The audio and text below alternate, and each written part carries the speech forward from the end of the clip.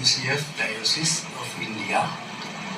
அதன் மூலமாக நாங்கள் இந்தியாவிலிருந்து நாங்கள் ஒரு மிஷனரியாக இலங்கைக்கு வந்து எங்களுடைய டயசிஸ் மூலமாக எங்களுடைய பணிகளை நாங்கள் இலங்கை முழுவதுமாக செய்து கொண்டிருக்கின்றோம். எங்களுக்கு பொறுப்பாக கொழும்பிலே தலைமைத்துவம் இருக்கின்றது. அதற்கு மேலாக இந்தியாவிலே இருக்கின்றது எங்களுடைய பிஷப் மனோ டேனியல். அதற்கு மேலாக எங்களுக்கு USA அமெரிக்காவிலே ஆர்ச் பிஷப் இருக்கிறார்கள். ஆகவே எங்களுடைய டயசிஸ் கூடாக நாங்கள் இந்த இலங்கை தேசத்திலே நாங்கள் வந்து இந்த மிஷனரி பணியையும் ஆன்மீக பணியோடும் அதோடு கூட சமூக பணியையும் நாங்கள் செய்து கொண்டு வருகின்றோம். ஆகவே கூடுதலாக எங்களுடைய மிஷனுக்கூடாக நாங்கள் செய்கிற இந்த சமூக பணிகளிலே என்னுடைய வாழ்நாள் முழுவதுமாக நான் ஆண்டவருக்கு அர்ப்பணிக்கப்பட்ட பணியிலே படிப்போருக்கு கல்வி கொடுப்போம், வசிப்போருக்கு உணவு கொடுப்போம். அந்த வகையிலே என்னுடைய வாழ்க்கையில் எடுத்த தீர்மானத்தின்படி ஆண்டவருக்கு அர்ப்பணித்திருக்கின்றேன். ஆகவே அந்த பணிகளுக்கூடாக நாங்கள் ஒவ்வொரு தினங்களையும் ஒவ்வொரு நேரங்களிலும் நாங்கள் எங்களுடைய பிள்ளைகளோடு கூட எல்லா இந்த இலங்கையோட நாட்டினுடைய அரசாங்கத்துக்கூடாக மத நல்லிணக்க சமாதானத்தை ஏற்படுத்தும் வண்ணமாகவே நாம் எல்லோரோடும் ஒன்றுபட்டு உண்டு வாழ்வு என்ற பயணத்தை நாங்கள் பயணித்துக் கொண்டு வருகின்றோம்.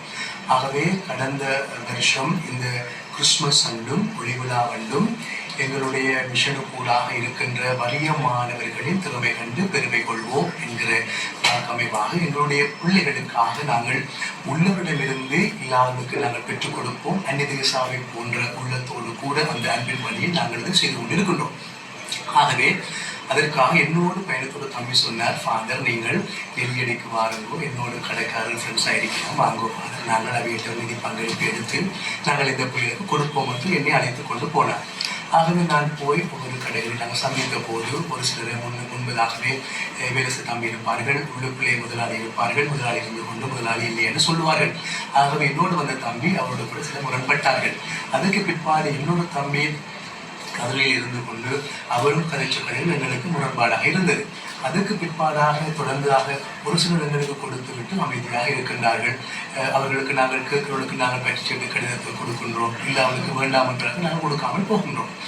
ஆகவே அதில் தொடர்ந்து இன்னொரு அம்மாவிடம் போன போது அம்மா என்னோட வந்து தம்பிக்கு சொல்லியிருந்தார்கள், என்னுடைய கணவனும் இதே மாதிரி யூனிஃபார்மை போட்டுக்கொண்டு நாளைக்கு வருவார், இதே மாதிரி வந்து கதைப்பார் என்று சொன்னார்கள். அப்பொழுது அந்த தம்பி சொன்னார், அம்மா அப்படி கதைக்க வேண்டாம் என்று. அவர்கள் முரண்பட்டிருக்கும் நான் உள்ளே கதைக்க சண்டை நான் இதில், அம்மா நீங்கள் வாய்க்கு வந்தபடி அம்மா கதைக்காதீங்கோ, நாளைக்கு உங்களோட கணவனை இந்த யூனிஃபார்ம் போட்டுக்கொண்டு நீங்கள் வர சொல்லுங்க பார்ப்போம் காலமே என்று சொல்லி போட்டு நான் நிறுத்தி, இதனால தானம்மா இன்றைக்கு இருக்கிற நாட்டுக்கு உலகங்களில் இந்த வைரஸ் காய்ச்சல்கள் எலிக்காய்ச்சல்கள் போன்ற உயிர்கள் இன்றை இழந்து கொண்டு போய் கொண்டிருக்கிறோம் என்று சொல்லிவிட்டு நான் அடுத்த கடையில் நான் போய் கொண்டிருக்கிற போது இந்த கடைக்காரர் எல்லாரும் கதைத்து போட்டு சொன்னார், கதைச்சு போட்டு நான் நிற்கின்றேன்.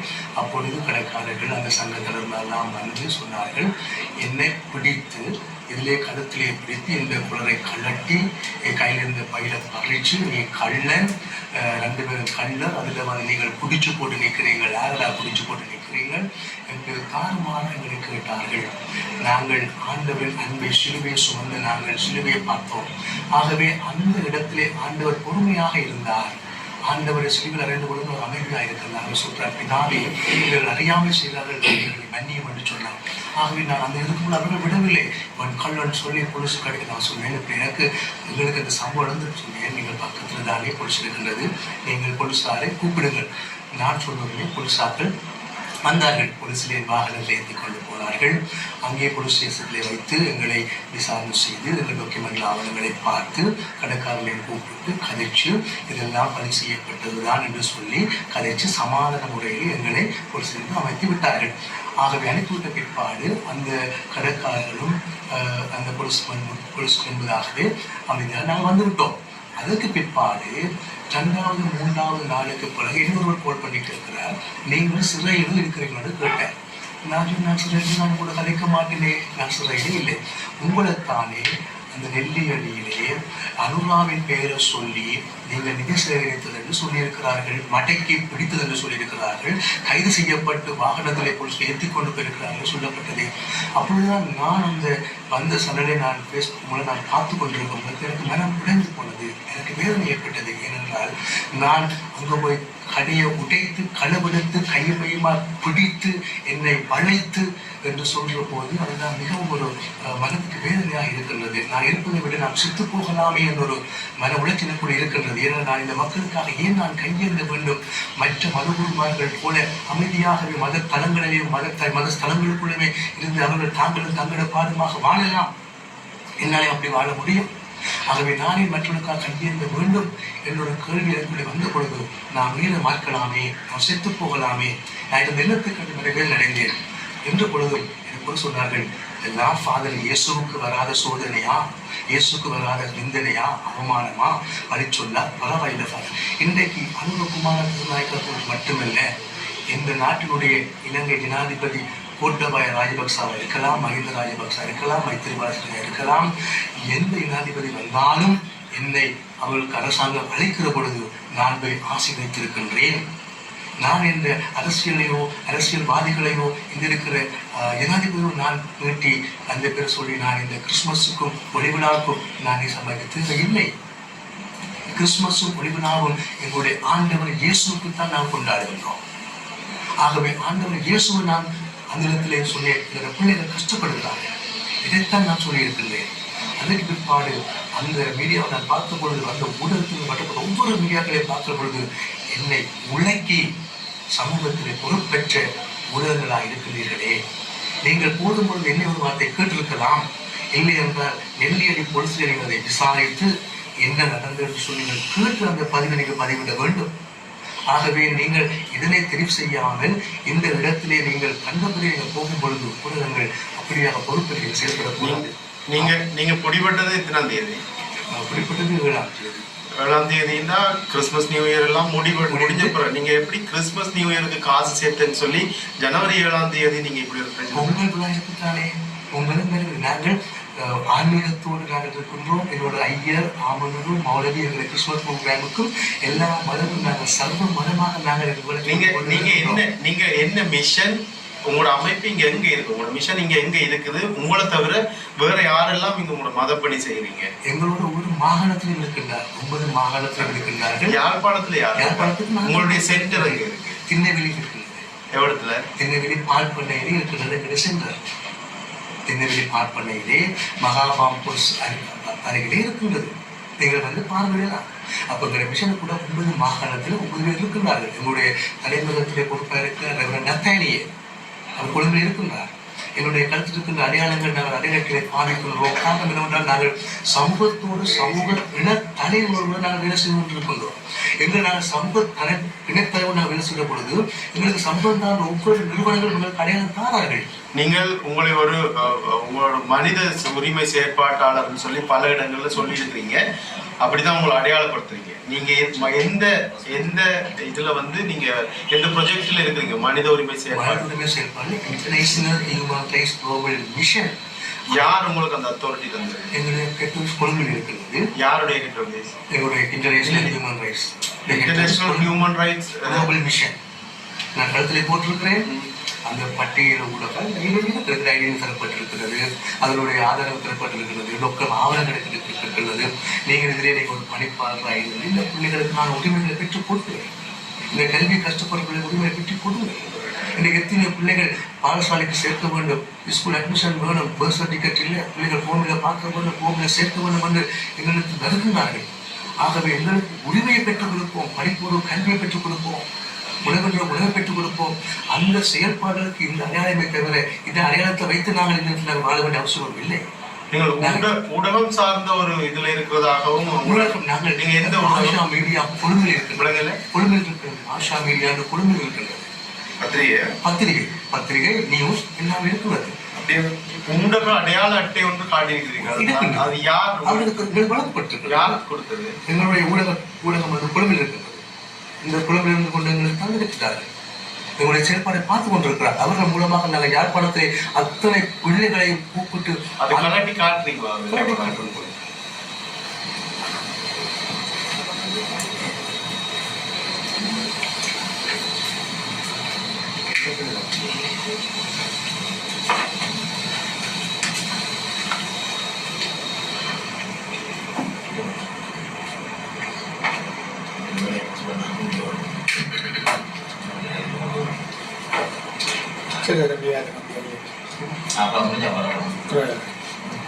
இதில் இருக்கின்றது. எங்களுடைய செயற்பாடுகளை பார்த்துத்தான் எங்களை பிள்ளைகளுடைய திறமையில கொண்டு வர வேண்டும். கல்லுண்டாய் பொம்மை வழியை காத்தடிவில் இருக்கிற கிராமம் எடுக்கிற பிள்ளைகளுடைய கேட்டான்னு சொன்னா கவர்மெண்ட் இன்ஃபர்மேஷன் டிபார்ட்மெண்டால கொடுக்கின்ற ஊடக அடையாள அட்டையை ஒத்த வடிவமைப்பாக இது இருக்கிறது. ஆனால் இது இன்ஃபர்மேஷன் டிபார்ட்மெண்டால வழங்கப்படுற ஒரு அடையாள அட்டை இல்லை. எங்களுக்கு தந்ததான் நாங்கள் உங்களுக்கு சொல்றோமே தவிர எங்களுக்கு நாங்களா போய் கேட்டு வேண்டதில்லை. ஒரு அமைப்பு கேட்டு நாங்கள் கேட்க வேண்டதில்லை. எங்களுடைய செயல்பாட்டை கண்டு எங்களோட இணைந்து பயணிப்பதற்காக எங்களை நாங்கள் அமைப்புள்ள இணைந்து வேலை செய்து கொண்டிருக்கின்றோம். ஆகவே எங்களுக்கு வழங்கப்பட்டிருக்கிற ஒவ்வொரு ஐடி கார்டுக்கு நாங்கள் போயிட்டு கேட்டு வாங்குறதுக்கு நாங்கள் அரிசி கடையில் இருக்கிற உணவு பொருள் இல்லை. எங்களுடைய சேவையை பார்த்து கருதுகிறார்கள். எங்களுடைய பிள்ளைகளுடைய திறமைகளை கண்டு மீடியாவுக்கும் நியூஸ்பேப்பருக்கும் இன்றைக்கு ஊடகம் கெட்டதை காட்டுமே தவிர ஊடகங்கள் நல்ல விஷயத்தை கொண்டு வருவது இல்லை. குறைவு மிச்சம் குறைவாக இருக்கின்றது. ஆகவே இந்த இடத்திலே நாங்கள் எங்களோடு பயணிக்கிற ஒவ்வொருவருக்கும் எங்களோடு நாங்கள் இணைந்து பயணிக்கிற சொல்றாங்க. என்ன எத்தனை ஐடென்டி கார்டு வைத்திருக்கிறீர்கள்? எத்தனை ஐடென்டிகளும் நாங்கள் செய்கிற இணை செயல்பாடுகள். இன்றைக்கு நாங்கள் ஒரு கட்சிக்காக நாங்கள் வேலை செய்யவில்லை.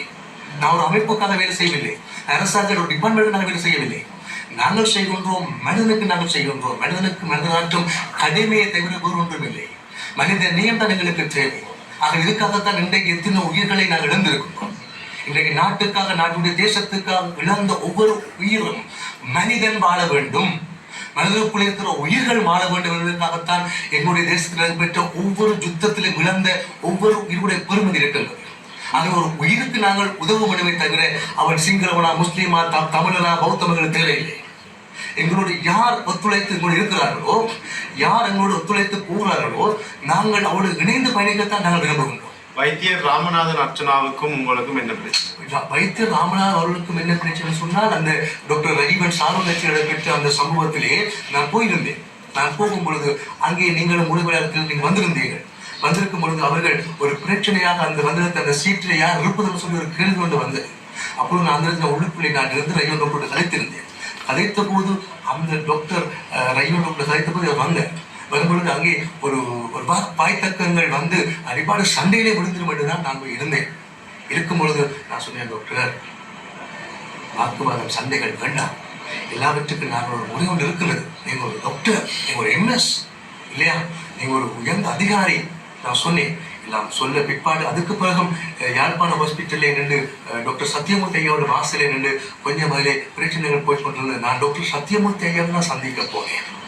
அந்த சந்தித்து போன இடத்துல தான் அவர் சொன்னார், ஃபாதர் நீங்கள் அன்றைக்கு அங்கே வந்து நீங்கள் தானே என்னை பற்றி கண்டிகள். நான் யாரையும் பற்றி யாரையும் சொல்ல தேவையில்லை. எந்த அரசியல் பேரை நான் சொல்ல வேண்டிய அவசியம் இல்லை. என்னுடைய வழிகளிலே நான் எல்லா மதங்களையும் எல்லா மாற்றங்களையும் நான் மதிக்கிறவனாக இருக்கின்றேன். நான் ஒரு மதவாதியாகவோ இனவாதியாகவோ மொழிவாதியாகவோ நான் பார்க்கப்படவில்லை. இன்றைக்கு தியாகி ஐயா அந்த குடங்களில் இன்றைக்கு எத்தனை குடும்பங்கள் இன்றைக்கு பொங்கவில்லை, எத்தனை குடும்பங்கள் இன்றைக்கு அந்த உலையில அரிசி போடவில்லை, எத்தனை ஏழை குடும்பங்கள் இன்றைக்கு இருக்கின்றார்.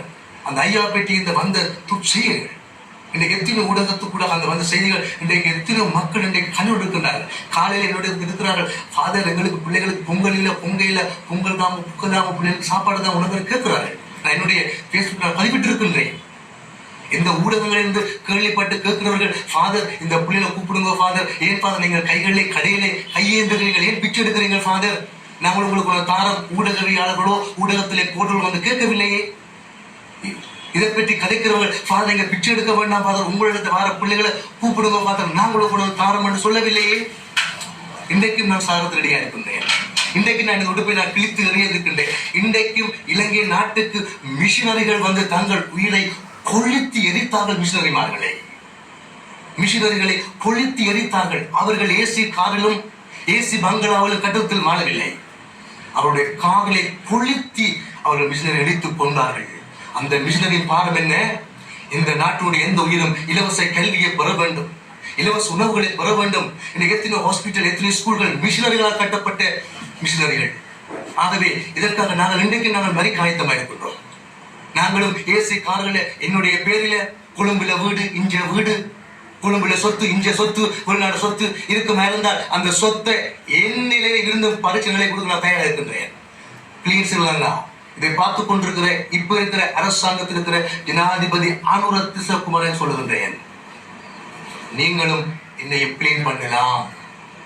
என்னை மாத்திரமில்லை, இதே போல் இருக்கின்ற கொழும்புல வீடு, இங்க வீடு, அங்க சொத்து, இங்க சொத்து.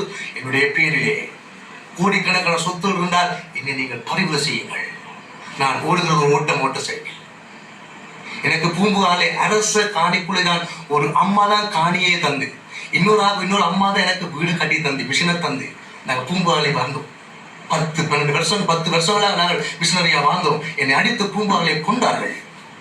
இன்னைக்கு அந்த ஸ்கூலை நாங்கள் பூம்புகாரிலே பாடசாலை கட்டுவதற்கு அந்த ரோட்டுகள் வந்து நாங்கள் பூம்புகார் யாரும் ஒன்றும் இல்லை. அந்த பிள்ளைகளுக்கு நாங்கள் பணி செய்திருக்கின்றோம். எங்கள் திருநெல்வேலியில் அந்த பார்ப்பன ஒரு அம்மா, ஒரு வித அம்மா தான் எங்களுக்கு அந்த காணியை தந்தார்கள். நான் பென்ஸ் காரிலேயோ ஏசி காரிலேயோ நான் பெரிய மாடி கட்டத்தில் நான் வாழவில்லை. பூம்புகாரில் உங்கள் மீது தாக்குதல் மேற்கொண்டார்கள். என்ன காரணத்திற்காக உங்கள் மீது தாக்குதல் மேற்கொண்டார்? என்னுடைய காரியம், நாங்கள் அந்த இடத்திலே நல்லது சொல்லுகின்றோம். போதையிலிருந்து கல்வியால் பாதை காட்டுவோம் என்கின்ற பணியை ரெவரண்ட் டாக்டர் வின்சென்ட் பேட்ரிக் அவர்கள் மாற்றம் அறக்கட்டளை என்று ஸ்டான்போர்ட் பக்கத்தில் அவர்கள் அதை செய்தார்கள். அந்த அவரோடு செய்த ஃபாதர் ஜஸ்டின் அவரை நான் ஒரு ரோட்டில் சந்தித்தேன். அதுக்கு பிறகு நான் அந்த அமைப்புக்கு நான் சென்றேன். அவர்கள் செய்த பணிகளை பார்த்தேன். அவர்கள் பணிகளை பார்த்த ஏற்பாடு அவர்கள் மூலமாக எங்களுக்கு பயிற்சி வழங்கினார்கள். அதுக்கான சான்றிதழ் கொடுத்தார்கள். ஆகவே தொடர்ந்து நாங்கள் இந்த அரசாங்கத்துக்கு டிஃபென்ஸ் மினிஸ்ட்ரி கூடாக, அரசாங்க அதிபர்களுக்கு கூடாக நாங்கள் இந்த பணிகளை எந்தெந்த கிராமங்களிலே போதையற்ற சமூகத்தை உருவாக்க வேண்டும். அதில் பாதிக்கப்பட்ட பிள்ளைகளை சொல்றார்கள், அப்படி அழிஞ்சு போகட்டும், அப்படி செத்து போகட்டும், இல்லை அவர்களை மீட்க வேண்டும். அந்த பணிகள் செய்தோம். பேரில் செய்தோம். பூம்புகாரை தாக்கினார்கள் போதை பாவனை மேற்கொள்றாங்களா? பூம்புகாரை தாக்கினவர்கள் அவர்கள் அந்த பாதையிலும் அந்த வெயிலும் அந்த வெறியிலும் அவர்களுக்கு போதையில் இருந்தார்களோ? நான் என்னுடைய கிறிஸ்துமஸ் ஆராதனையிலே வெடிகொளுத்தி போட்டார்கள். அந்த வெடி பிள்ளைகளுக்கும் அந்த அம்மாக்களுக்கும் எரிய ஆரம்பிச்சது. நான் பொறுமையாக இருந்தேன். ஏன் பொறுமையாக இருந்தேன்? அதோட முறைப்பாடுகள் போலீஸ்ல போடப்பட்டதில் அடிச்சு, செய்யினாலே அடிச்சு, தலையிலே அடிச்சார்கள். 5 பேர் வந்து என்னை அடிச்சு கொண்டார்கள். ஐசூல இருந்தேன், கோமாரி இருந்தேன். இயலாமல் ஆண்டவர் மீண்டும் எனக்கு ஜீவனை தந்தார், உயிரை தந்தார். அவர்களுக்கு வெறி, போதையிலே வெறி. என்னை கொண்டார்கள். என்ன கதைச்சு பேச வேண்டும், என்ன பிரச்சனை கதைச்சு பேச வேண்டும். வாருங்கள், அதுக்கு தான் பொலிசு இருக்கின்றது. இப்போ ஒரு 3-4 வருஷத்துக்கு முதல் பல விஷயங்கள். ஆகவே இப்படியான இடங்களிலே நாங்கள் பணி செய்தோம். ஃபாதர் வின்சென்ட் பேட்ரிக் ஃபாதரை மனித தொடர்ந்து வச்சு அடித்து சட்டையை கிழித்தார்கள். ஃபாதர் வின்சென்ட் பேட்ரிக் ஃபாதரை மனித தொடர்ந்து வச்சு சட்டையை குளிச்சு காசை புரைச்சி இருக்கிறார். சாட்சிகள் இருக்கின்றது. நாங்கள் மன்னித்தோம். என்னை பொலிசிலே என்னை அடித்து என்னை எல்லாரும் அரெஸ்ட் பண்ணி விட்டார்கள். எல்லாம் அரெஸ்ட் பண்ணி வந்திருக்கிறார்கள்.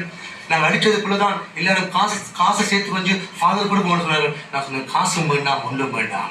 ஒரு உயிர் போனதுதான் காசு கொடுத்து வாங்க முடியுமா? வாங்க முடியாது.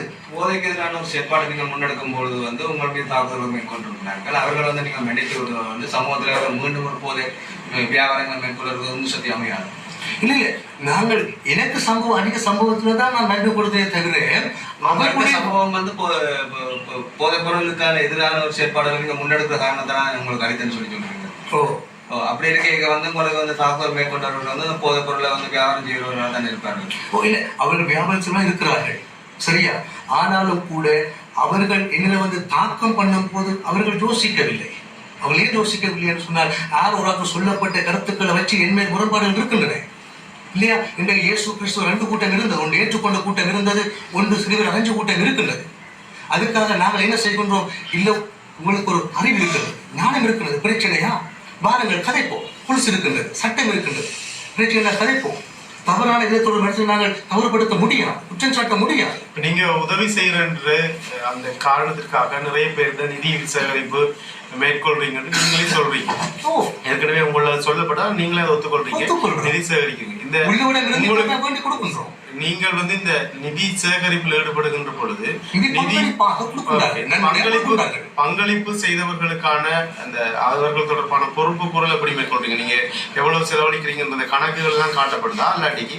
இல்ல இப்படித்தான். இப்ப சில பேர் வந்து உரிமையாளர்கள் பொறுப்புகளாக கொண்டு தருகின்றார்கள், நாங்களாவே கையில கொண்டு வந்து கொடுக்கிறார்கள்.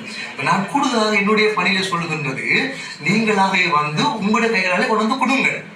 ஏனென்றால் காசை நாங்கள் வாங்கினா அதுக்குரிய நாங்கள் கடன் காட்ட நீங்க காசு வேண்டும். வாங்குறது இல்லையா? இல்ல காசு வாங்குறது இல்லை, யாராவது விரும்பி தந்தால் அதுக்குரிய சாமான்கள் நாங்கள் பக்கத்தில் வாங்கிட்டு இப்படி கொடுக்கின்றோம்.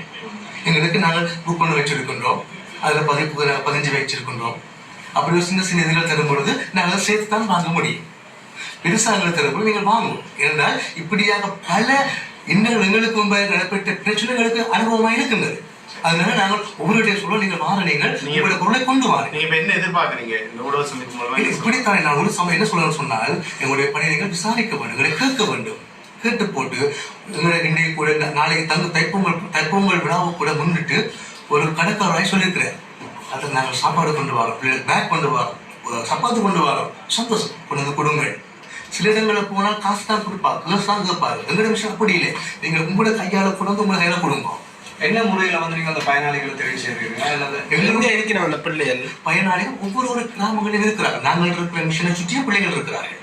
அதை தொட்டு பொம்பவழி கல்முண்டாய் போன்ற கஷ்டப்பட்ட வறுமையாக இருக்கின்ற பிள்ளைகள் நாங்கள் தேடி போய் சந்திச்சு நாங்கள் கதைக்கின்றோம்.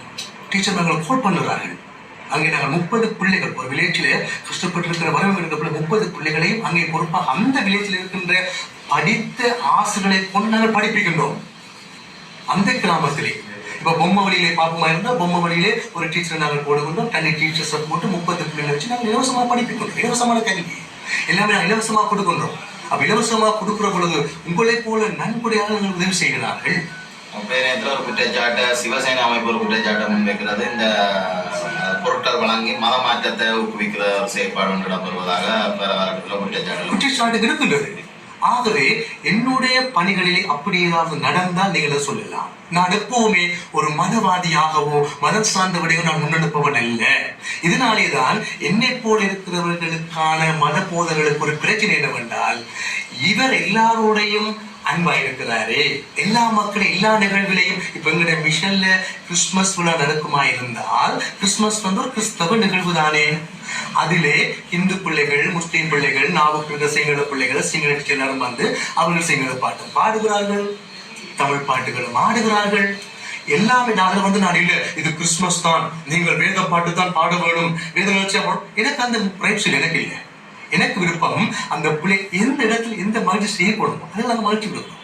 நாங்கள் பிஞ்சு மனங்கள் நாங்கள் நஞ்சை விதைக்க விரும்பவில்லை. பாடசாலைக்கு நாங்கள் போகிறோம், பாடசாலைக்கு பிள்ளைகள் போகிறார்கள். அந்த பாடசாலை பிள்ளைகளிலே இருக்கின்ற இந்து பிள்ளை படிக்குது, கிறிஸ்தவ பிள்ளை படிக்குது, முஸ்லீம் பிள்ளை படிக்குது. அதில் நாங்கள் பாகுபாடு பார்க்க